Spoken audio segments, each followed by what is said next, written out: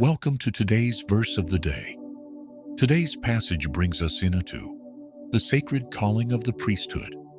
In these verses, we witness how God sets apart Aaron and his sons to serve him, and how every detail of their garments reflects beauty, purpose, and holiness. Let's explore Exodus 28, 1-43 together. Verse: The Lord said to Moses, "Have Aaron your brother brought to you, so they may serve me as priests." Aaron and his sons, Nadab, Abihu, Eleazar, and Ithamar, were chosen to minister before the Lord. God commanded that sacred garments be made for Aaron, for glory and for beauty. Skilled artisans were to create these garments, filled with wisdom from God. The high priest's garments included the ephod, made of gold, blue, purple, and scarlet yarn, and fine linen.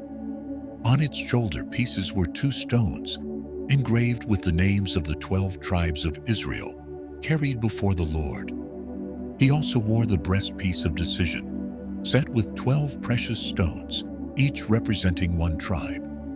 It was worn over his heart, symbolizing how the priest carried the people before God. Attached to it were the Urim and Thummim, used for seeking God's guidance. The robe, woven entirely of blue, had bells and pomegranates around its hem, so that the sound would be heard when Aaron entered the holy place.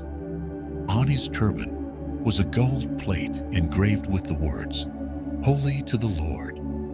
Other garments included tunics, sashes, and undergarments, all designed to maintain dignity and honor as they served before God. These garments were not optional. They were necessary for ministering in God's presence. Exodus 28 reveals that serving God is both a calling and a responsibility. The priest's garments were not about appearance alone.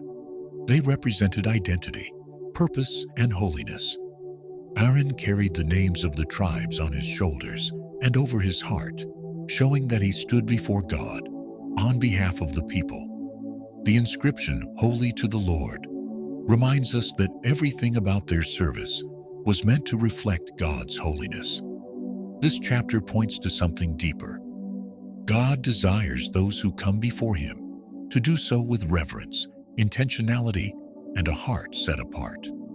It also foreshadows Jesus, our perfect high priest, who carries us before God, not with garments, but with his own sacrifice and love. How do you carry your identity as someone who belongs to God? Exodus 28 reminds us, we are called to live set apart for God. What we carry in our hearts matters. Serving God requires both devotion and intentionality. Take a moment today to reflect. Are your thoughts, actions, and priorities aligned with being holy to the Lord? Thank you for joining me today. If this passage encouraged you, share it with someone who needs to be reminded that God calls his people to live with purpose, identity, and holiness.